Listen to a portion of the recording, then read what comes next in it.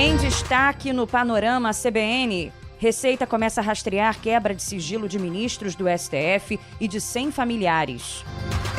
Seguem as buscas por pessoas desaparecidas num naufrágio no Rio Solimões. Filme O Agente Secreto leva mais um prêmio internacional. Primeira noite de desfiles das escolas de samba do Grupo Especial do Rio é marcada por problemas em carros alegóricos. Mangueira se destaca.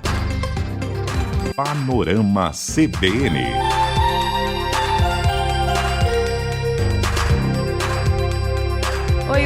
Oi, tudo bem? Eu sou Bianca Santos e esse é o Panorama CBN da manhã de segunda-feira, 16 de fevereiro de 2026. Eu te conto em menos de meia hora o que de mais importante acontece no Brasil e no mundo. Vamos juntos! Começo contando que a Receita Federal iniciou um rastreamento nos sistemas para verificar se houve quebra de sigilo de dados de cerca de 100 pessoas, incluindo ministros do Supremo Tribunal Federal e familiares. A lista conta com pais, filhos, irmãos e cônjuges dos 10 ministros da Corte. Segundo o jornal Folha de São Paulo, o pedido de análise das informações foi feito pelo ministro Alexandre de Moraes. O rastreamento começou em meio à crise institucional entre os poderes e órgãos públicos, provocada pela quebra e liquidação do Banco Master.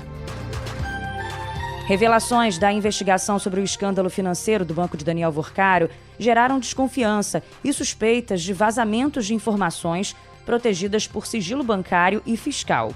Integrantes do Supremo suspeitam que a Polícia Federal investigou ministros da Corte sem amparo da lei.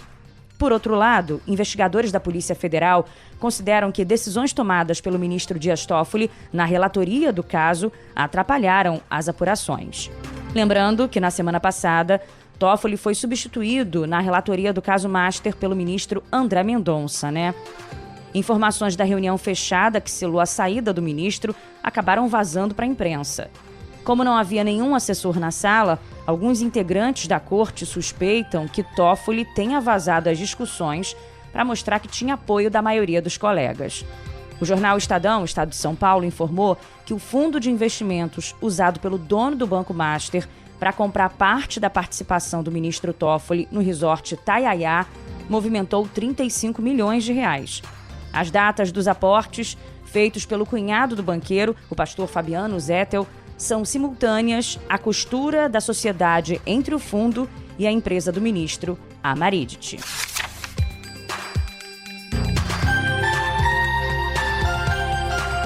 Outro assunto importante de hoje, o Corpo de Bombeiros e a Defesa Civil do Amazonas entram no 4º dia de buscas por 7 desaparecidos num naufrágio no Rio Solimões.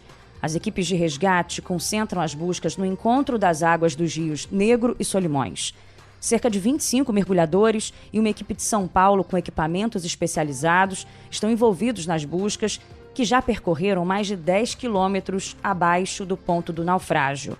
Na sexta-feira, a embarcação operada pela empresa Lima de Abreu Navegações naufragou com 80 pessoas a bordo. Além dos 7 desaparecidos, uma menina de 3 anos e uma mulher de 22 morreram na hora do acidente. A Justiça decretou a prisão preventiva do piloto Pedro Silva Gama, de 42 anos, que chegou a ser preso, mas pagou fiança e está em liberdade.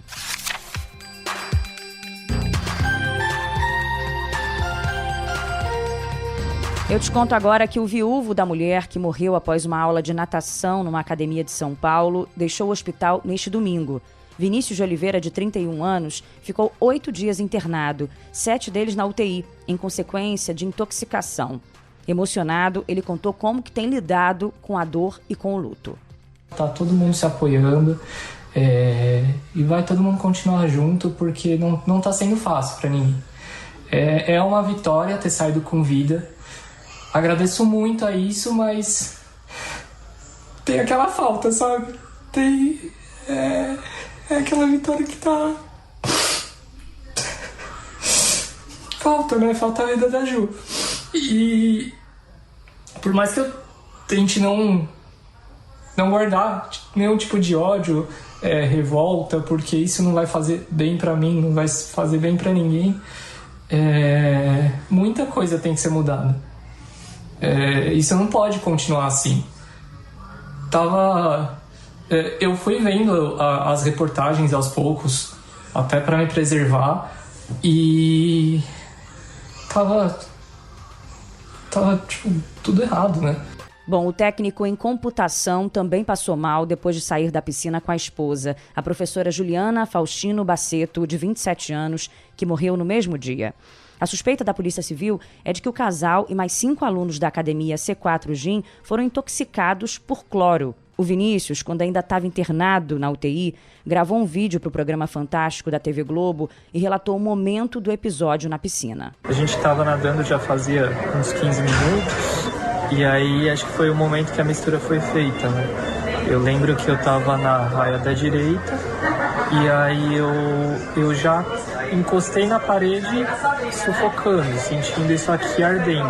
Minha primeira reação foi sair da piscina e pedir socorro. Só que aí eu olhei pra trás e a Ju tava tendo a mesma reação que eu. Aí eu voltei desesperado pra ajudar ela. Aí depois a gente conseguiu subir ela e a gente evacuou a área da piscina, né? No momento ela tava sentindo muita falta de ar, ela sentou lá no chão e aí eu peguei as minhas coisas e a gente foi pro hospital. No depoimento, o manobrista Severino José da Silva contou para a polícia que limpava a piscina seguindo ordens de um dos sócios da academia enviadas pelo WhatsApp. Áudios divulgados pelo Fantástico mostram que Celso Bertolo Cruz dava as instruções no olhômetro. Nossa, eu olhei pela câmera, ela tá horrível. Eu tô achando que tá sem cloro. Mede ela a hora que você for lá, que se bobear a gente joga até um pouco mais. Eu deixei 5 medidas, mas vamos medir pra ver. Mano, a piscina tá cada vez ficando mais feia. Certeza que é falta de cloro. Hoje, a hora que você for, a gente mede e dá uma clorada mais forte pra amanhã tá bonita. Os 3 sócios da academia, César Augusto Migueloff Terração e os irmãos César Bertolo Cruz e Celso Bertolo Cruz, foram indiciados pela polícia por homicídio com dolo eventual.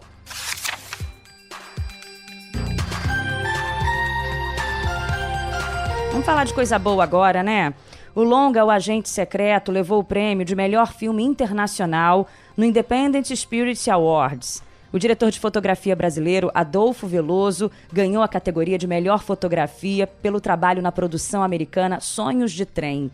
O Spirit Awards é considerado como a principal premiação do cinema independente dos Estados Unidos. O Agente Secreto concorre ao Oscar no dia 15 de março, não vamos nos esquecer disso, né? O longa, dirigido por Kleber Mendonça Filho, está indicado nas categorias de melhor filme, melhor ator com Wagner Moura, melhor filme internacional e melhor direção de elenco.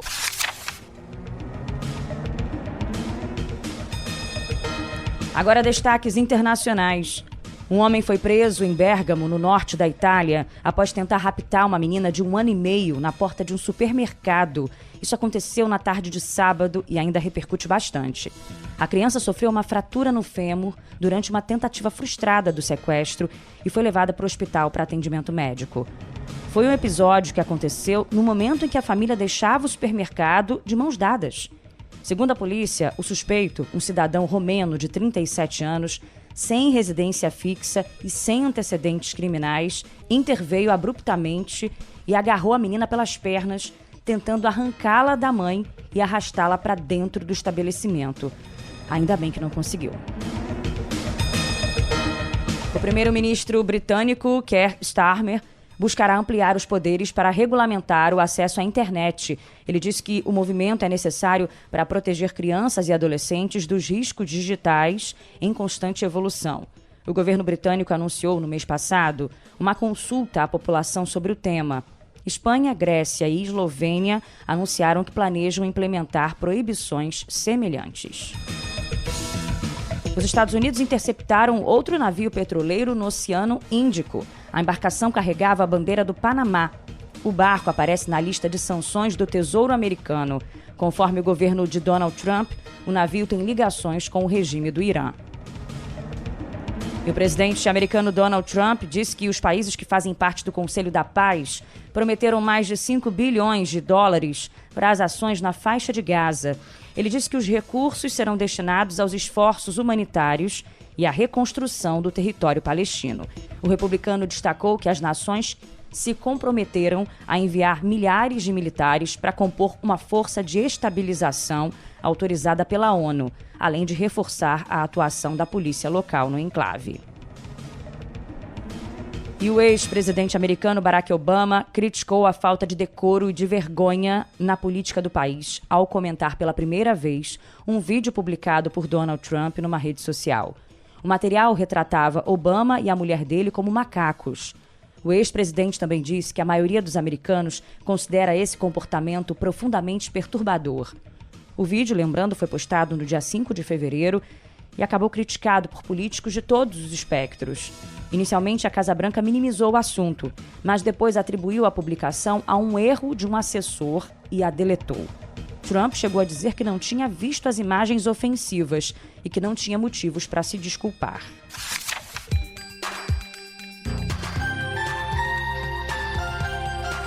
De volta ao noticiário nacional para te contar que o Carnaval de Salvador começou com um camarote a menos neste ano.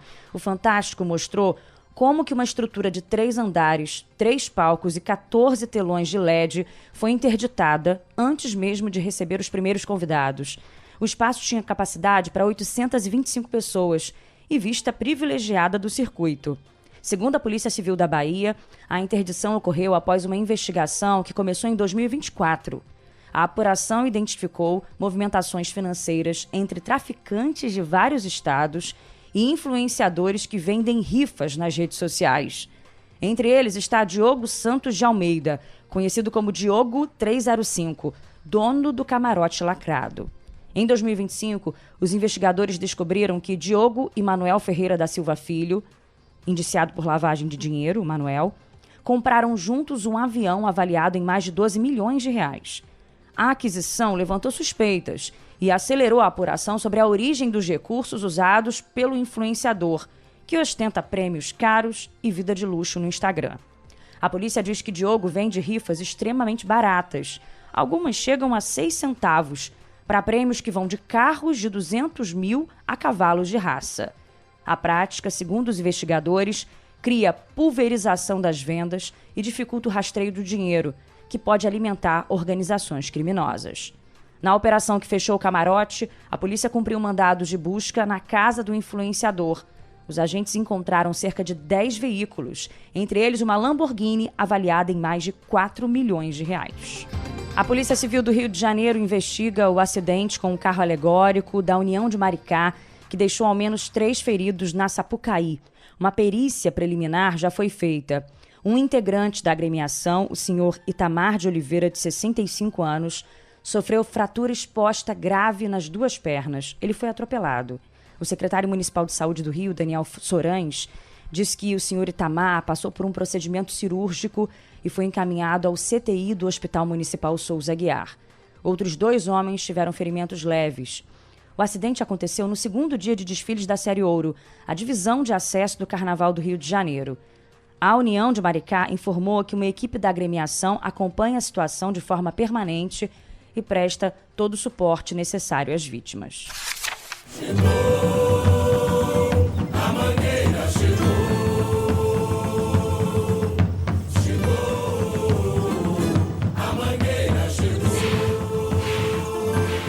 A Mangueira se destacou no primeiro dia, na primeira noite de desfiles das escolas de samba do Grupo Especial do Rio de Janeiro, que foi marcada também por alguns problemas em carros alegóricos. Nossa reportagem, que estava no Sambódromo do Rio, percebeu poucos erros na Verde e Rosa, que se coloca como candidata a voltar no desfile das campeãs. De todos os amores que eu tenho, é com muita honra e com muito orgulho, Acadêmicos de Niterói, a minha, a de vocês, maior paixão! A primeira a desfilar foi a Acadêmicos de Niterói, que homenageou o presidente Lula. A escola entrou na avenida cercada de polêmicas por causa da escolha do tema em ano eleitoral e várias ações judiciais que tentaram impedir o desfile sem sucesso. Apesar da animação dos integrantes, não vai ser fácil a estreante do Grupo Especial se manter na elite do carnaval. A escola apresentou problemas de evolução por causa de um carro que travou antes de entrar na avenida por dificuldade de acoplar um destaque. E aí foi correria, né? Não faltaram referências ao cenário político. A comissão de frente mostrou o ex-presidente Michel Temer tomando a faixa de Dilma Rousseff, enquanto Jair Bolsonaro foi representado pelo personagem Bozo.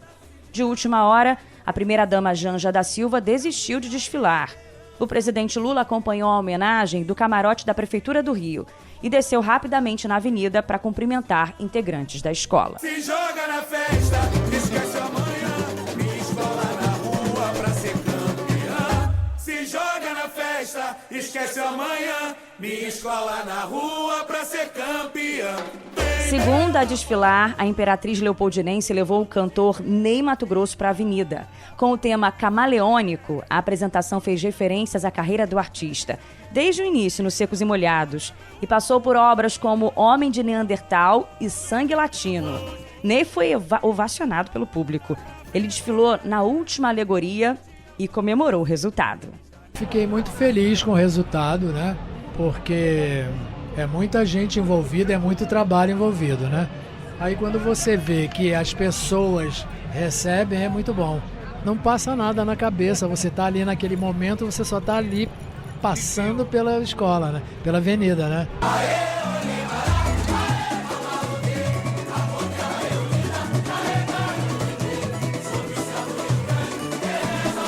A Portela entrou com a promessa de um desfile grandioso para contar a fábula do batuque, religião afro-brasileira popular no sul do país. A comissão de frente da Portela trouxe um drone gigante e tripulado, com direito a um integrante que voou, surpreendendo os espectadores. Mas a escola não empolgou tanto o público e apresentou um desfile problemático. O último carro alegórico emperrou antes de entrar na Sapucaí, e o outro apresentou problemas de calibragem no meio da avenida. O resultado foram buracos na frente da cabine dos julgadores, o que deve resultar em penalidades. A mangueira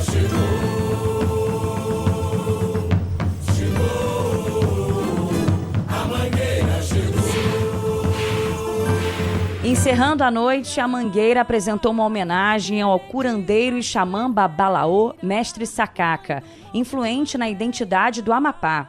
Um dos desafios da escola foi o samba enredo, que não levou a uma grande empolgação do público.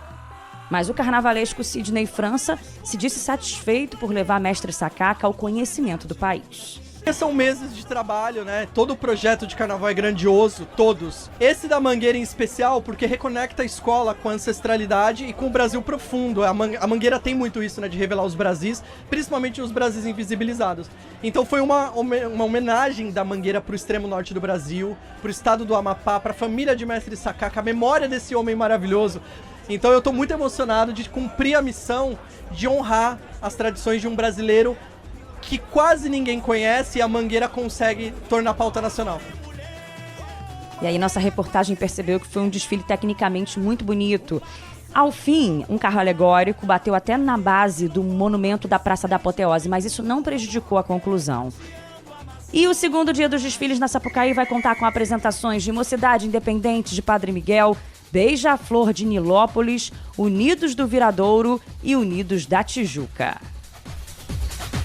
Pelo segundo ano consecutivo, as escolas do Grupo Especial do Carnaval do Rio têm 3 dias para desfilar, né? Amanhã, Paraíso do Tuiuti, Unidos de Vila Isabel, Acadêmicos do Grande Rio e Acadêmicos do Salgueiro passam pelo Sambódromo Carioca. Em São Paulo, o Grupo Especial desfilou na sexta e no sábado e a campeã será conhecida amanhã. A apuração começa às 4 da tarde.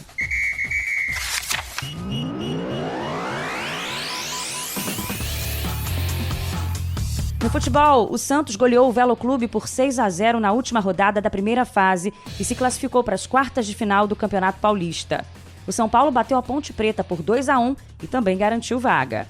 Os outros 2 times que avançaram ontem foram o Corinthians, que venceu o São Bernardo por 1-0, e o Capivariano, que derrotou o Botafogo pelo mesmo placar. Os confrontos da próxima fase são Novo Horizontino e Santos, Palmeiras e Capivariano, Bragantino e São Paulo e Portuguesa e Corinthians.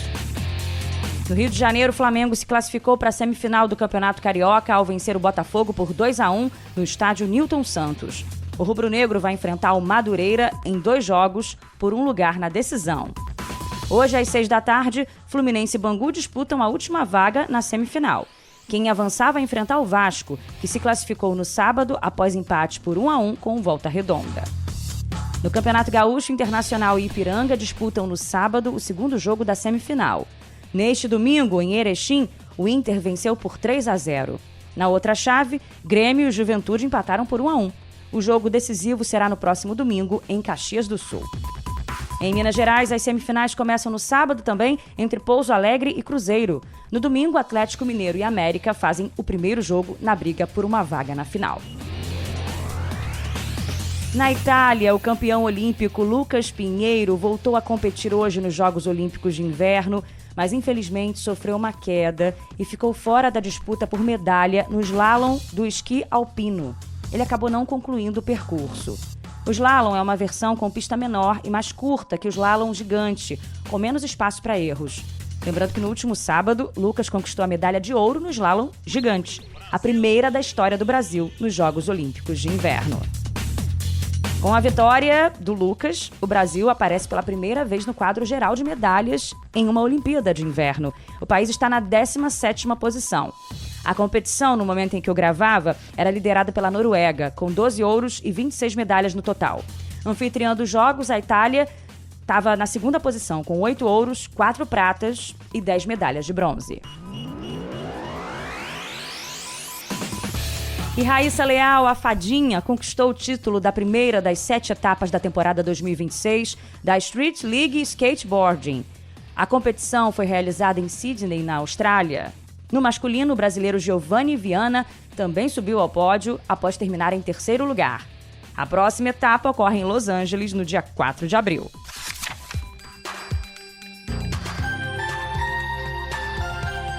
E vamos encerrando assim o Panorama CBN dessa segunda de carnaval. Desejando para você uma ótima folia, hein? E para você que tá off carnaval também, bom descanso. Eu, Bianca Santos, vou ficando por aqui com o nosso DJ Marco Aurélio Cardoso e com a edição de Edmilson Fernandes. Amanhã estamos de volta com uma edição só do Panorama durante esse período de carnaval. Um beijo, tchau.